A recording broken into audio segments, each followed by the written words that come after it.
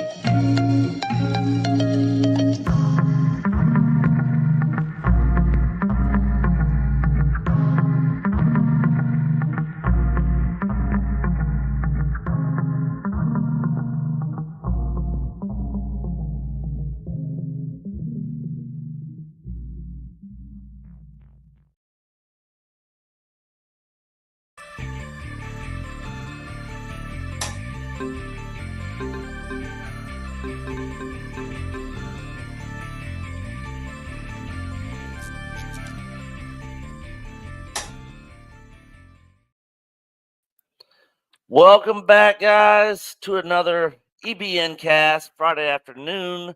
I'm, of course, Nick, your host, and I'm actually running solo today. Unless Culture shows up, John is actually out traveling.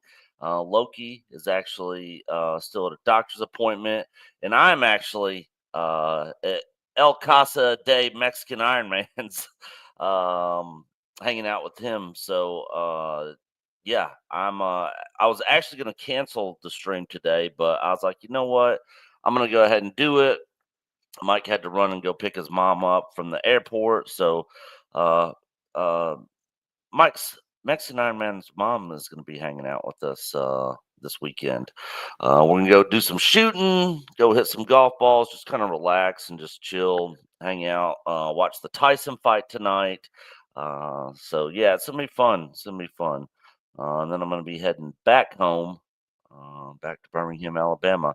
Welcome to everybody in the chat. Ted's Nerd World, hail. Low Spec Linux Gaming, welcome. Donna Hergenrether, welcome. Mars Monkey Max is here as well. Alan Copeland, Liam's Supernatural is here. Lombardi, 1969. Olaf, hail to you, good sir. We got Nightbot in the house. Always good to see Nightbot in the chat. Blood Guilty Gaming is here. Emily Kruger, Leia Rose. Let's see, who else do we got here today that I missed?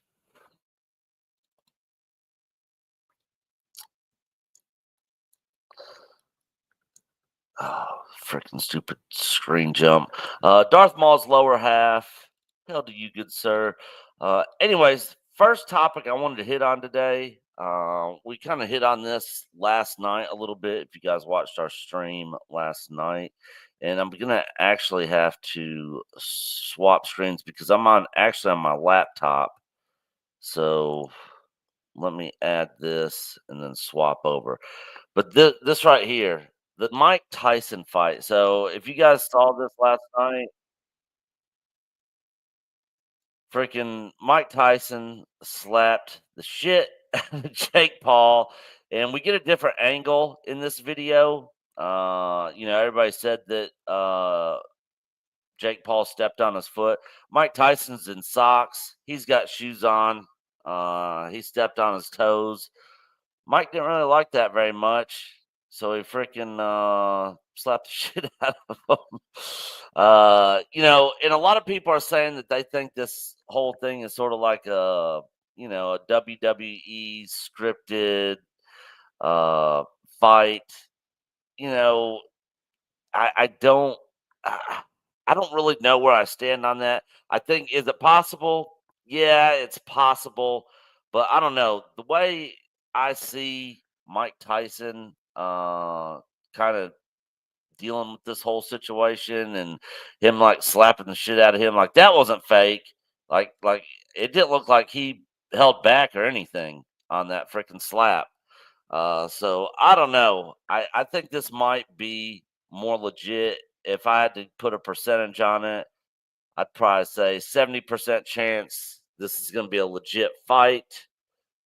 30% chance it's going to be freaking WWE staged, bullshit type thing.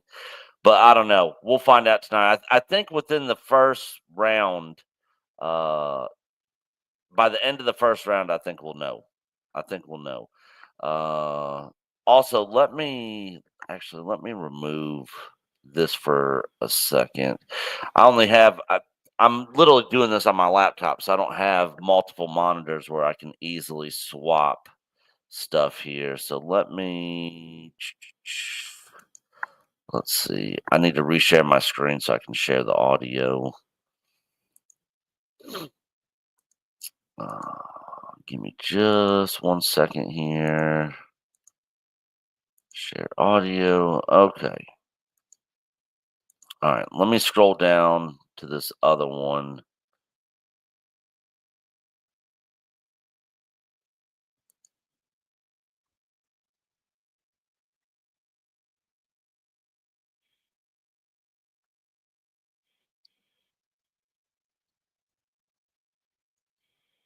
All right. Let me back this up. All right. Let me add this back again. All right. So he was right after. The legend, the pride of Brownsville. Mike, can I ask? The world is excited to see you one last time, perhaps. Can you just tell us the emotions, the thoughts that are going through your mind right now? Talking's over. Why did you push him there? All right, that's it. That's it for Mike Tyson. He walks away. Jake, he says the talk is over. You just felt his power. What did that feel like, and why did he do that to you? I didn't even feel it. He's angry. He's an angry little elf. Mike Tyson, I thought that was a cute slap, buddy, but tomorrow you're getting knocked the fuck out. I'm fucking him up, Ariel. I'm fucking him up. He hits like a bitch. It's personal now. It's personal now. He must die.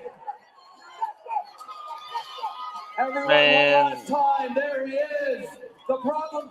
Jake Paul is a little bitch, man.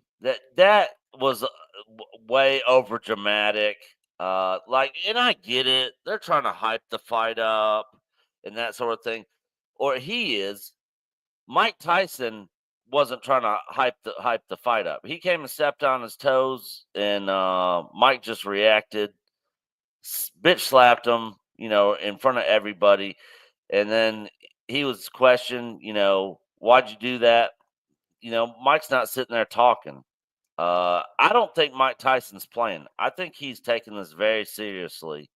And Jake Paul, on the other hand, he escalated and he starts going to this rant, scary little elf, and starts screaming. And, I think he's being a little over dramatic. He's the hype guy, but he's promoting this whole thing. So, if there's any, in my opinion, if there's any like WWE type crap going on in this fight, I think it's all on Jake Paul's side with the hyping and all that sort of stuff. As far as the actual fight goes, I think there's a really, really high percentage that this is actually going to be a legit fight. But like I said, we'll find out in the first round. We'll find out in the first round. All right, let me remove this. Let's see what you guys are saying here in chat.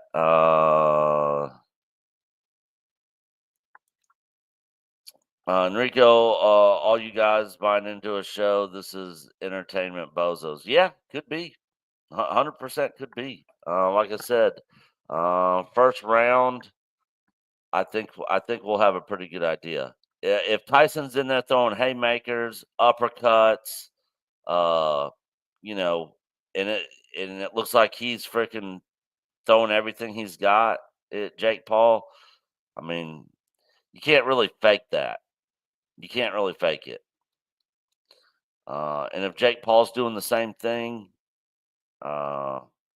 you can't fake it. You just can't.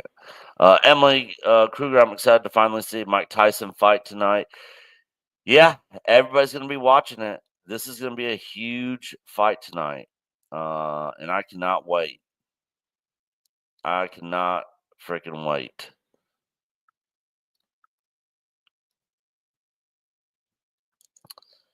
Planet X, have some self-respect and stop talking about this garbage.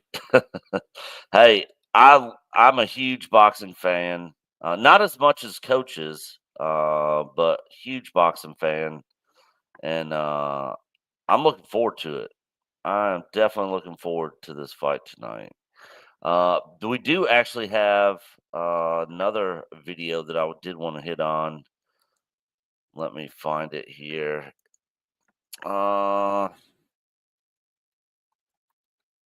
I'm sure that we'll probably get copyright strike on showing this, but I don't care. Let me go to history because I just had it pulled up a minute ago.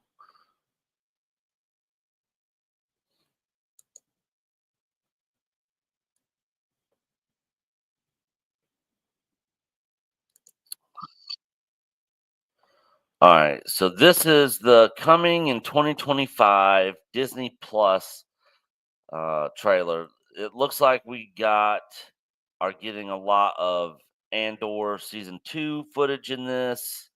We're getting a lot of Daredevil stuff, but I did want to kind of go through this because I had not seen this before. I got something coming up. Something kind of big. It just feels like the one. Let's make it worth it. Excellent. Ironheart. No interest. The Bear. Real adventure. A crew of murderous pirates is coming. It looks like the Wolf from the cantina. That looks like the wolf from the cantina right there in the original Star Wars. So I'm sure they'll be putting some. Looks like we're gonna get some OG characters. On Alien faraway Earth. moon. Watch this. Collected specimen. The basement. This ship collected specimens on faraway moon. Watch this. I want to build something iconic. Freaking Ironheart. Zero interest. That show is going to be terrible. Daredevil Born Again. The Netflix show got really good reviews. This, with Disney being in charge of this, ugh, I don't know.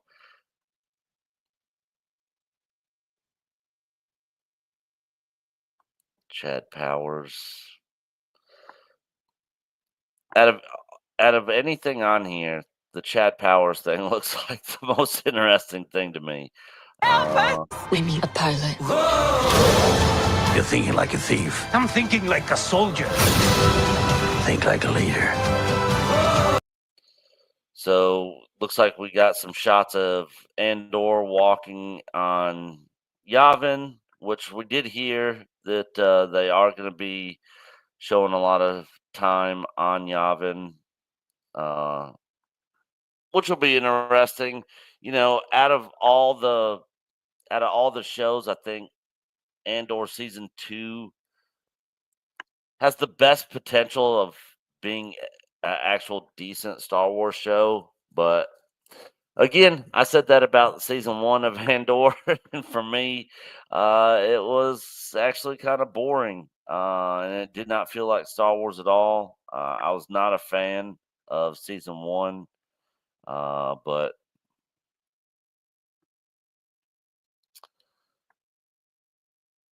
let's see.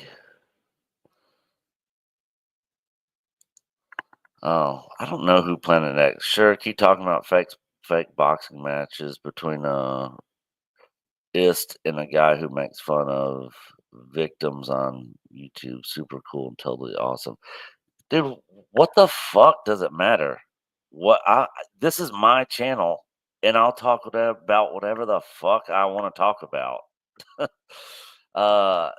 You know, I wanted to hit on the Tyson stuff because I like Mike Tyson. He's probably, arguably, one of the best boxers of all time. So yeah, like I'm Siler said, cry harder. But anyways, let's see. Percy Jackson shows up on Yavin with a chariot. Oh, absolutely. Yeah, Enrico, Andor was great. Yeah, a lot of people liked the first season of Andor. And for me, you know, I didn't have really an issue with the writing of Andor. It was a way more serious tone than, you know, any of the other shows we got by that point. You know, Book of Boba Fett, Kenobi. You know, it felt like it was a legitimate show written by somebody who actually knows how to write television. But it just, for me, it just didn't feel.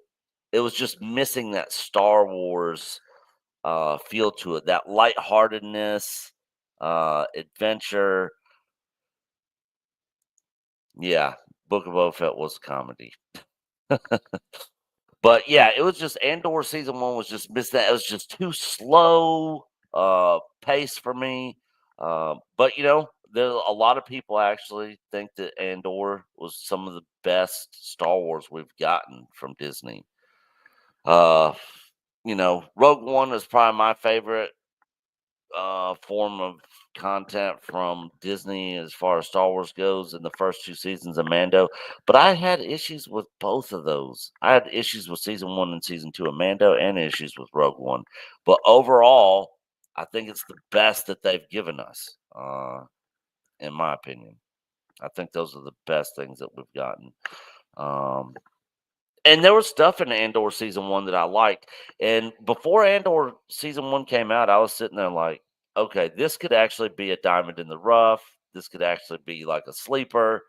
We could end up getting this, and this could actually be like the best Disney Plus show out there up to this point. Right when it came out. But I started watching it, was getting into it, and then I was just like, oh, the AK-47s pulled me out of it. The slow pacing pulled me out of it.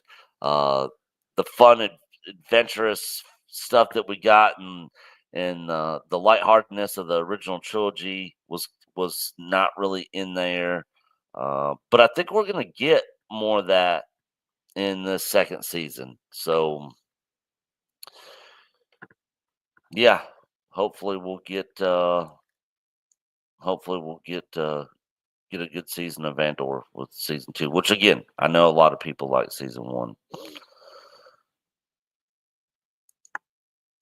What about the resort island with the dance music and Andor? Oh god.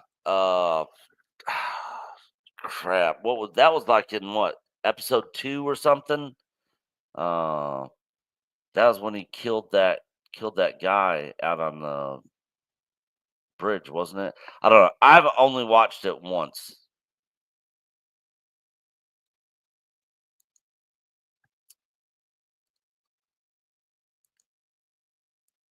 Nick saw the TIE Avenger in Andor season 2.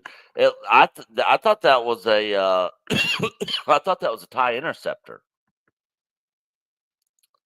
Let me go back to that, because looking from the back side of it, because they showed the back and they showed the front. Oh, wait, dang it.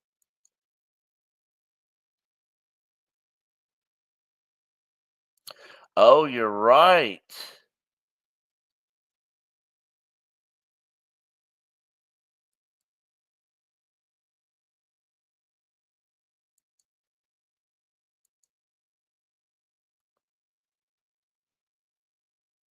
Yeah, I see the wing design from the back side now. So in the games, that was in the TIE Fighter game, they called that TIE Advance. Yeah, let me show it on screen on this clip so you guys can see it.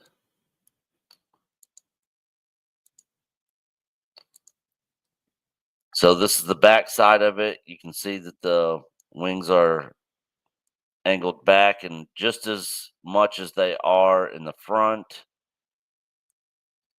And it looks like the side here, it looks like these are like missile launchers right here on the wings. But yeah, I believe that's let's see here.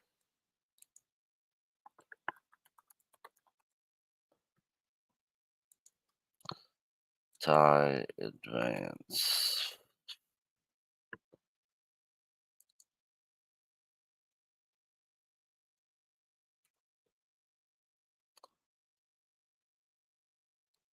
Yeah, Darth Vader's TIE Fighter was considered a TIE Advance, but there's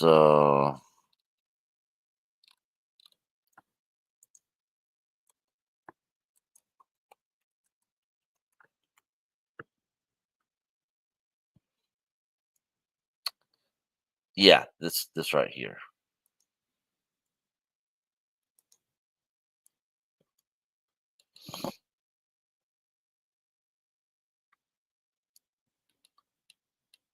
So it looks like it's gonna be similar to this right here. It looks like this is it. Yeah, the TIE Avenger. Yeah. The successor to the TIE Advance. Okay, yeah, so I see. So the TIE Advance doesn't have the front parts that are like the TIE Interceptor. Yeah.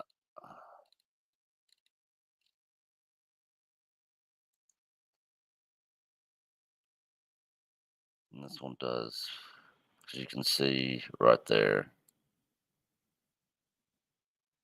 Yeah, you can see the guns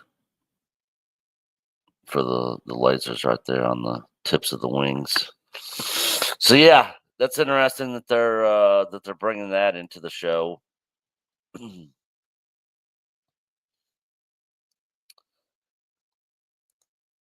pilot sequence in Andor was like Top Gun. Yeah, I like that scene. Even though I didn't really care for the show that much, kind of found it boring. There were parts in it that I actually liked. But I mean, I can cherry pick stuff out of anything. Hell, we had somebody, basically ask us to gave us a challenge and was like, give us some positive things about The Last Jedi.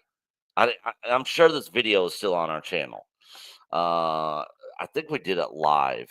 So you probably have to look in our live playlist. But me and Coach had to come up with our top 5 favorite moments in The Last Jedi. And we hated that film. Hated it. Complete garbage and trash. But when we had to like kind of pull our hatred back and try to actually find 5 things that we could actually say something positive about, which was very hard for that, we were able to pick 5 things out. Very little of it had to do with anything in the movie. More of it had to do with like the cinematography, a couple scenes, music, of course. But so yeah, I can cherry pick stuff out of pretty much everything. There was some stuff in Book of Boba Fett, like certain moments, scenes, some stuff that I had that I actually liked. Um, even if I think something's complete trash, I, I don't. The only thing I can think of that I don't think I could say anything positive about or find anything positive about would probably be Mortal Kombat Annihilation, the second Mortal Kombat movie that came out in is either the late 90s or the early 2000s. Sometime right around there. It's probably the worst movie I've ever seen in my entire life.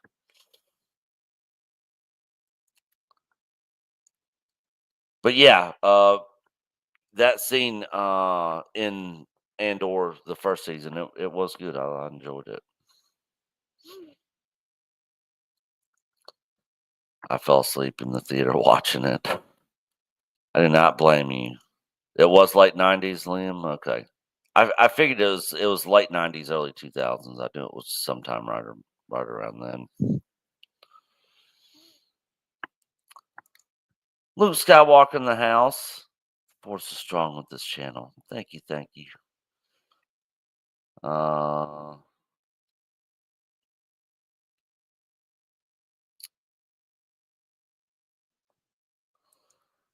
I'm sorry. So they're stealing from LucasArts now.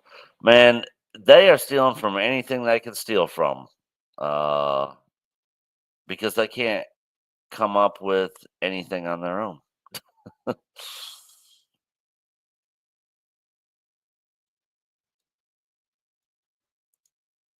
Hail, Greg C. It's your opinion, your channel. You're entitled to say anything you want, and I respect that. Thank you.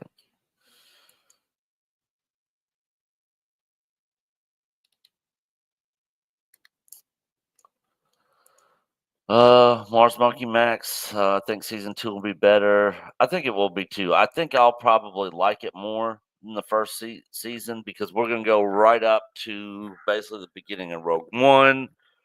We're going to be getting K2SO, which I thought was probably one of the best characters that Disney actually did create. Was K2SO. That's the lightheartedness that I think the show needed in season 1. So now we're going to be getting season 2 this next year. And I think bringing K2SO in will kind of give that lightheartedness that I thought that season 1 was missing.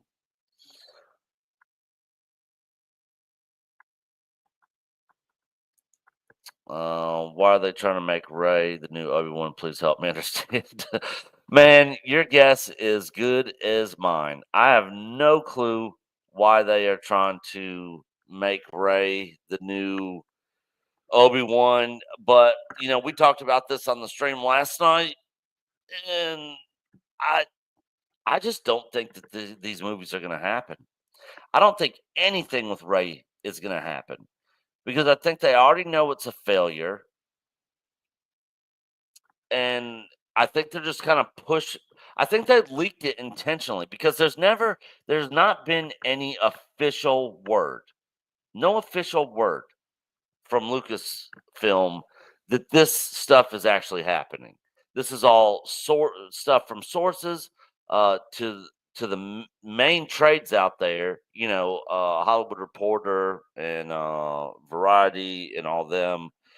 So a lot of these studios will intentionally leak information just to kind of get a gauge of the response to something so they can kind of figure out what to do. Because they don't want to go out there and ask the audience. I mean, heaven forbid if they went out and asked the audience, like, hey, what are you guys into? What are you guys wanting out of this IP? No, they have to go out there and kind of sneakily do it by leaking stuff and then kind of gauging the fan response. It's almost like their way of asking without directly asking. Like, hey, if we do this, are you guys gonna be into it? How many people are gonna be into it? But if they just listen to the shield people out there that are just gonna love every single thing that they do, it's just like, hey, if the Star Wars name is on it, I'm gonna love it. I don't care how bad it is. It's Star Wars, and I'm gonna love it. There's no critical thinking involved. It's just complete 100%. I love it. Star Wars name's on it, and I'm gonna not have nothing bad to say about it. You can't listen to people like that. You gotta get some actual criticism and feedback from people that love the IP, but also don't have their head in the sand and are just gonna, just be like, hey, whatever you want to do, we're gonna love it. We're gonna give it a chance. No. Ray character has no substance and non-relatable. I liked Finn more. Yeah, and the thing is, they were kind of building Finn up to be this other Jedi. Basically, from my understanding, in the very beginning, was like, oh, here we got a First Order stormtrooper that's basically leaving the First Order, joining the Alliance or the New Republic, and ends up becoming a Jedi. That seemed like that was going to be a cool story arc. But what did they do? No, they didn't do any of that. They turned Finn into a joke where he just was running around, Ray, Ray, Ray, just yelling Ray the whole time. I mean, I was just like, really? And then, of course, for their China audience, they had to shrink them down in the posters because you can't have black people on the posters in China. But let's keep pandering to the Chinese. It's just like, what are you doing? What are you doing? Olaf, blame Ruin Johnson on that one. Yeah. Oh, God, he's the worst. Yeah, and where's his trilogy at? Aren't we supposed to still be getting the Ron Johnson trilogy at some point in time? Yeah, I don't see it happening. I don't see it happening at all.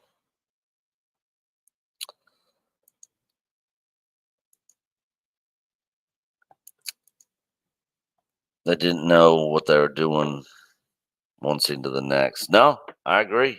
They didn't know what they were doing from one scene to the next. Absolutely did not know what they were doing.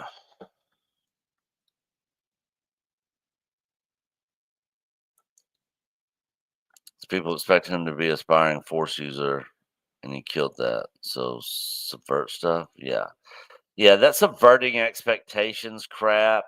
Like, what's the point in it? Like, Star Wars isn't one of those kind of movies or shows where the audience need to have their expectations subverted. You know, of course, the Darth Vader being Luke's father scene was, iconic and shocking, and that was kind of a good way of subverting the audience's expectations because everybody understood Vader to be the one who killed Luke's father, and then later come to find out he actually is Luke's father. And, from Obi-Wan's certain point of view, he did kill his father, the good man that was his father, and became evil Darth Vader. Yeah. Somewhere Palpatine came back. And who knows? The funny thing is, which didn't make sense at all, this whole thing with the sequel trilogy in the Rise of Soy Walker, when they were talking about Palpatine returning, and then at the end he was like, if you strike me down, in hatred, I can enter your body, and all this just dumb crap. Like, if he could do that, Vader struck him down in Return of the Jedi to save his son. So why couldn't he enter Vader's body? And how did he? None of it makes sense. It was all just weird. Rey ended up striking him down because he said he wanted her to, so he could enter her body the way he entered this other clone body of his. It was just weird. The whole thing was weird. The whole thing was dumb. They were like, we got to do something to try to fix this and get people back. There's so much division over the Last Jedi, so they're like, oh, let's bring Ian McDermott's still alive. Let's bring him back. Yeah, somehow the Emperor returns. He didn't really die. What? I wish I could have been in that room when they were discussing all this, because I would have been like, no, that is the dumbest idea ever. You're gonna make this worse.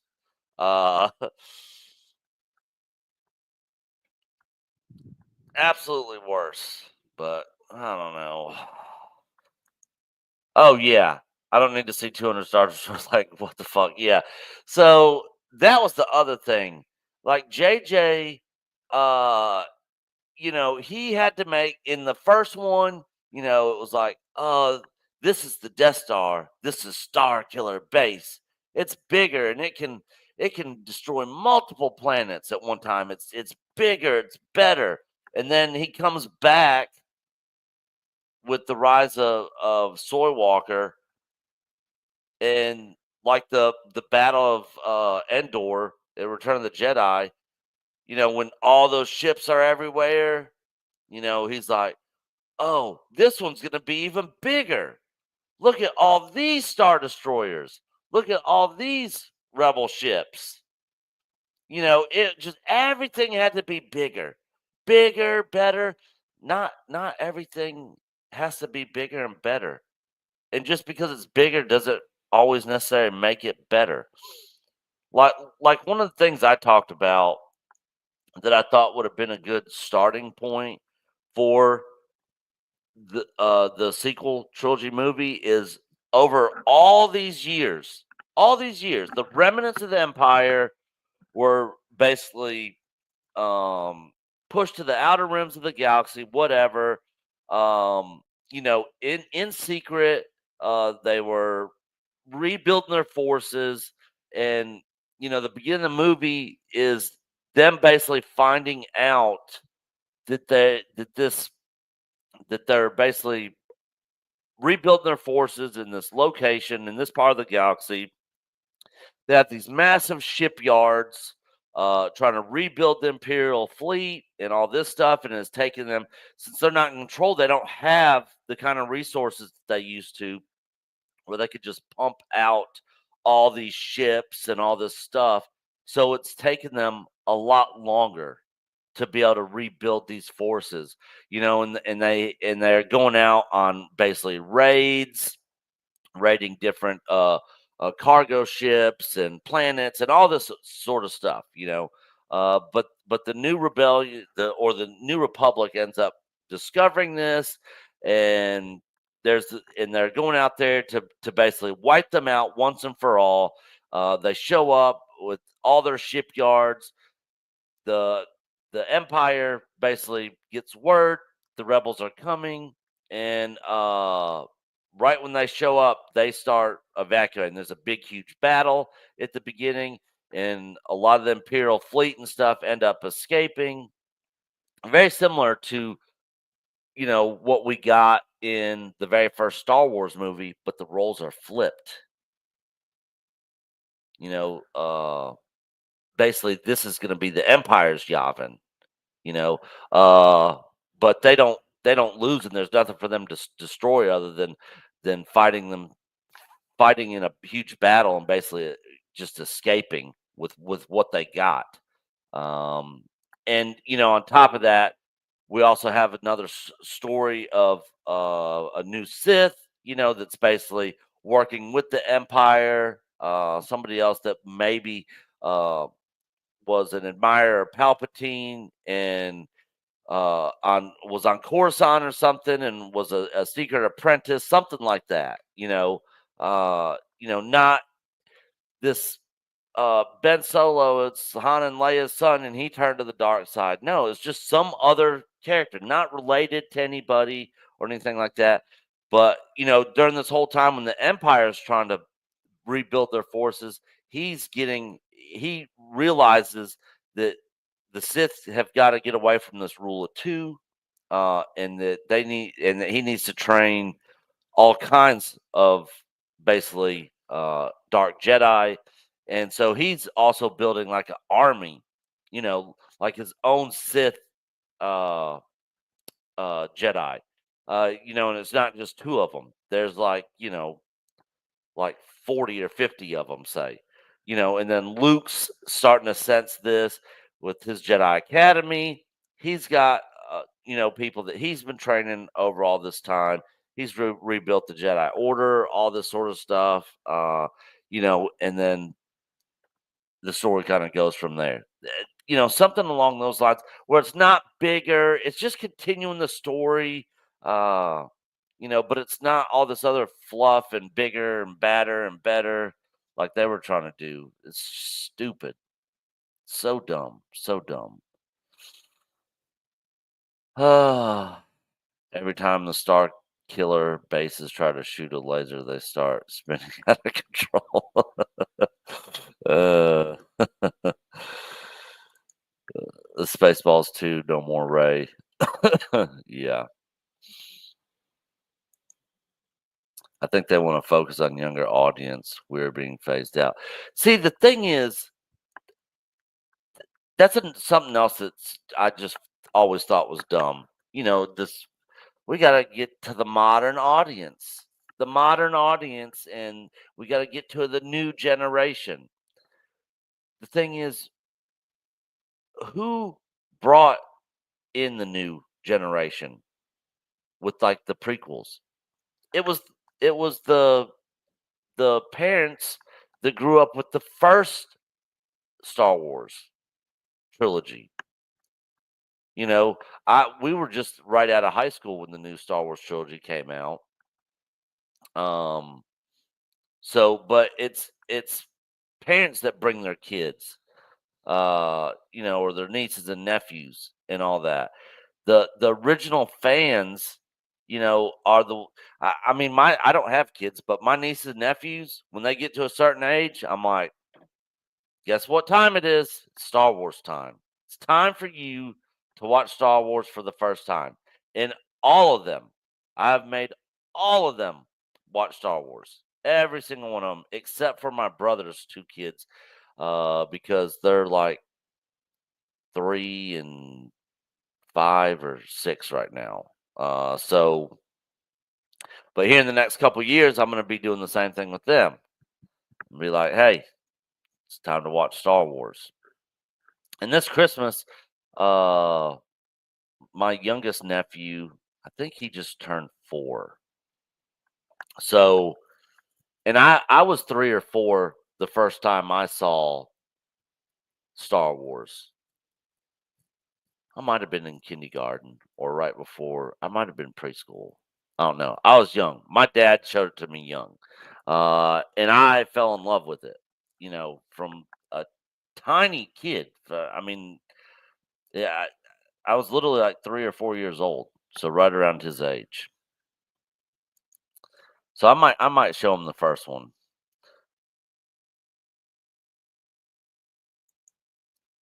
Yeah, it's like 3 or 4. 3 or 4, I believe, Blood Guilty. What's up, Matt Deween? Yeah, then watch New Hope first. Yeah, New Hope first. First Star Wars movie, because the thing is, I always start people off on the very first Star Wars movie. Because, if that movie would have flopped, that Star Wars movie was the one movie that had a beginning, a middle, and an end. You could put that movie out there all on its own. Yeah, Vader ends up going out into tumbling into space, and you're left to question, oh, I wonder what happened to him. But it has a complete beginning, middle, and end to the movie. So I always show that first. And if they're like, wow, that was a really good movie, I really like that, then I'm like, all right, time to move on to the next one where it just gets even better. But I have I kind of go back and forth on the order to show people, because sometimes I'm like, if I show them the first Star Wars movie, do you start them off with Rogue One, then go into Star Wars, so they kind of have that backstory, and kind of get it introduced to the characters somewhat, or do you just start off with Star Wars? Do you do it in release order, or do you kind of build up to the reveal of Vader being Luke's father? Because I've seen some people say Star Wars and then episodes 1 and 2 to kind of get the backstory with the Clone Wars that you heard Kenobi talking about, and then you go, and then they're like, oh, that's Anakin, that's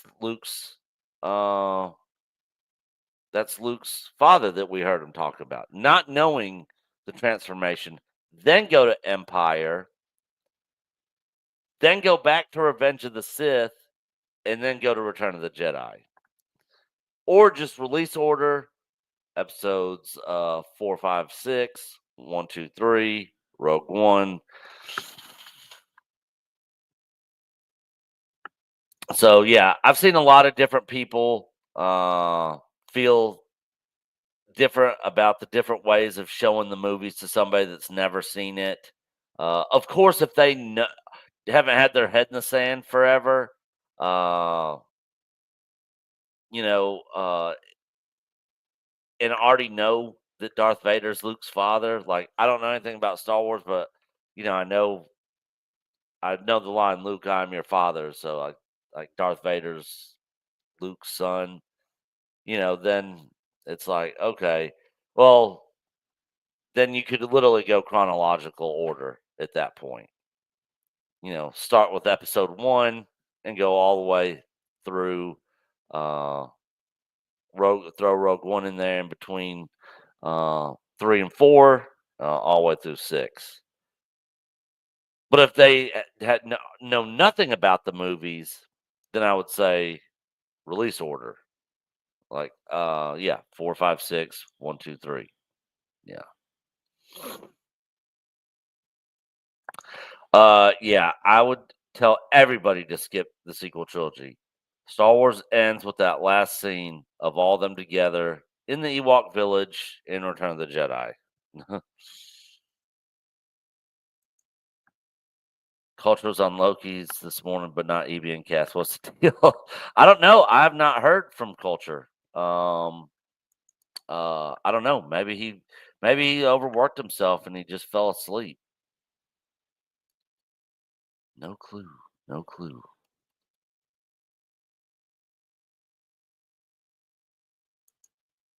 EBN Cast was first canceled, right? No. I told everybody last night in the show last night that we were doing it today. I sent all the guys a link. For the show earlier today. So yeah, I'm sure he probably just got tied up.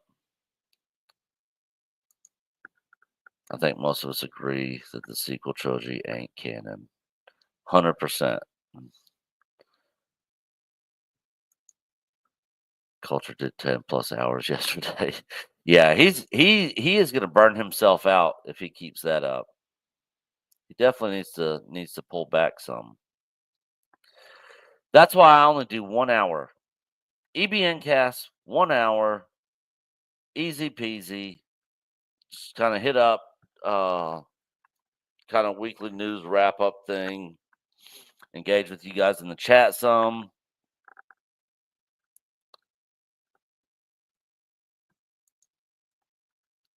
There's only 1, 2, 3, 4, 5, 6, Rogue One, Mando season 1, 2. Yeah, I'm down with that. I'm down with that. Matt Cave Gaming, what's up, brother? I'm not on camera because I'm not at home. But yeah, me and Mike were sitting outside chit chatting last night while I had your stream playing. For those of you guys that did not know, Matt Cave Gaming is going through the OG Final Fantasy VII game from 1997. And it has been an absolute pleasure watching him go through that. It is one of my favorite games of all time. Great storytelling in that game. And there's so much to it. But he's got all the little like tweaks and stuff on there where he's always got his limits and all that sort of stuff. So he can basically just blow through the game a lot faster, and just get understand the story of what's going on and not sitting there struggling with enemies and trying to figure out materia combinations and all that sort of stuff because man, that game is hard. Matt Cave, if you didn't have all the little hacks, man, you'd probably be dying a bunch right now. Because I had to spend hours and hours freaking leveling and getting all this different stuff. Oh, and I thought about this last night, Matt. Freaking Chocobo.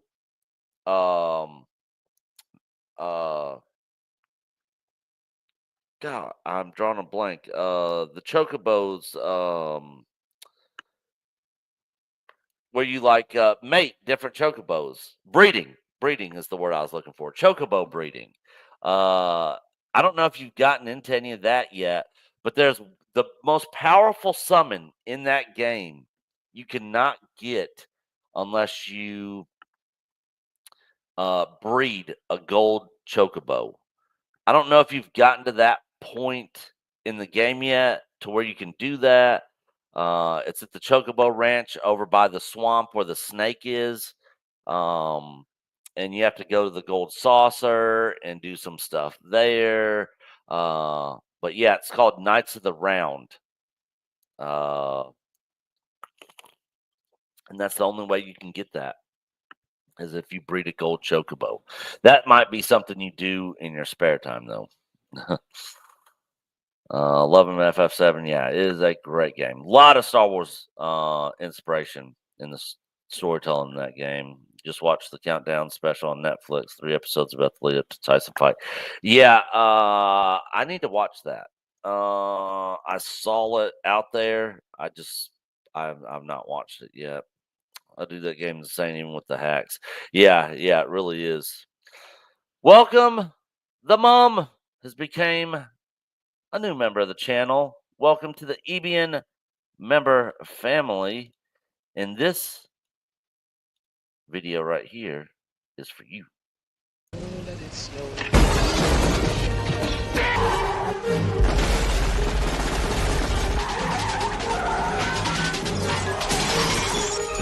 Welcome to the party, pal. Turn up the heat and it's getting ready to pop. Thank you for becoming a member, the mom. Matt Cave, what's that? It's hilarious. I did find a baby chocobo. Yeah, that link I sent you that with the walkthrough, you can figure it tells you the exact steps on how to get the gold chocobo. I actually had to follow that guide because I when I played the game originally in '97, I had the actual Final Fantasy VII guide book when they still made guidebooks for games back in the '90s, and that's how I figured out how to get it. Nick, y'all viewing fight on Discord tonight. So, from my understanding from our stream last night, Rissman is going to be doing the fight over on Discord. So yeah, you guys should be able to view it. I'll message him tonight and be sure, and we'll probably do a community post on it. That'll be a members only community post. So yeah, if with a link on onto Discord. So yeah, if you guys are a member, you guys should be able to go to our Discord tonight and be able to see the fight. And then me and Coach might go live for 30 minutes or so after it's over.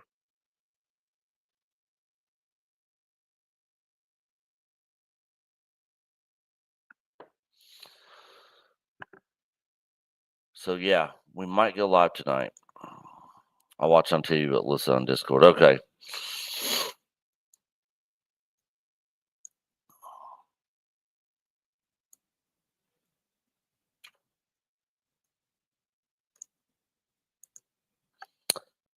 Don Squatch, someone points out negative aspects of a topic you're discussing. Your response is literally, I quote, "It's my stream. I can talk." Yeah, it is.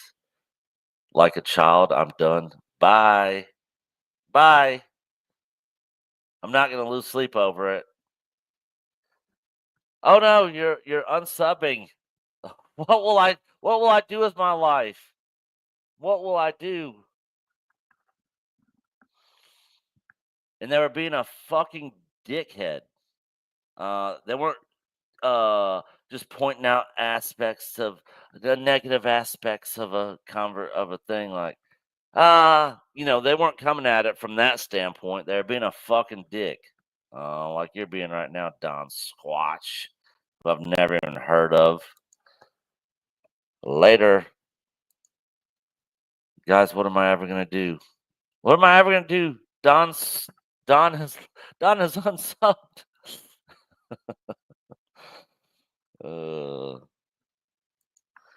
I broke out Fight Night Round 4 on PS3 and started playing as Tyson today. Yeah, Matt, actually, when I got up today, Matt, I actually saw your video out there on the Tyson, but it wasn't Tyson and Jake Paul. It was Tyson and what's his face from Rocky 5.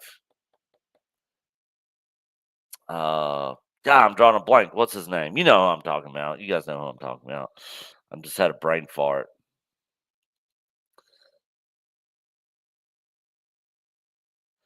Let's see. Jake Paul sleeps with a binky, probably. Yeah, Tommy Morrison, Tommy Gunn. Yeah. Yep. Yeah, that was freaking. Yeah, I hope freaking Tyson knocks Jake Paul out because I cannot stand Jake Paul. But I did like some of his. I did like some of his tweets during the election. I was like, okay, I can get behind that. Yeah. Well, guys, like I said, we'll do a community post later over on Discord where we'll be showing the fight tonight for all channel members. And then me and Coach might go live for a little bit after the fight and talk about it for maybe 30 minutes or so. So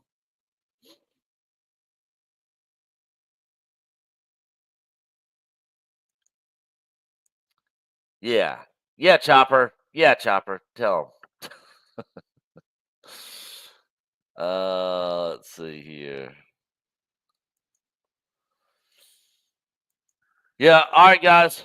Well, that is going to wrap it up for another EBN cast. Like I said, stay tuned. Me and Coach might go live tonight, and I'll be back this next week. So we'll be back to our regular schedule, putting out videos. We got Skeleton Crew right around the corner, so we'll be going live after every episode of that, which is probably going to be a disaster, but who knows? Maybe it'll be something that's like, not really my thing, but it's not, it doesn't just completely suck. But I don't know. We'll find out. But that's going to do it for us here on another EBN cast. As we always say here, we are Echo Base Network. Until the next one, guys. We'll see y'all later.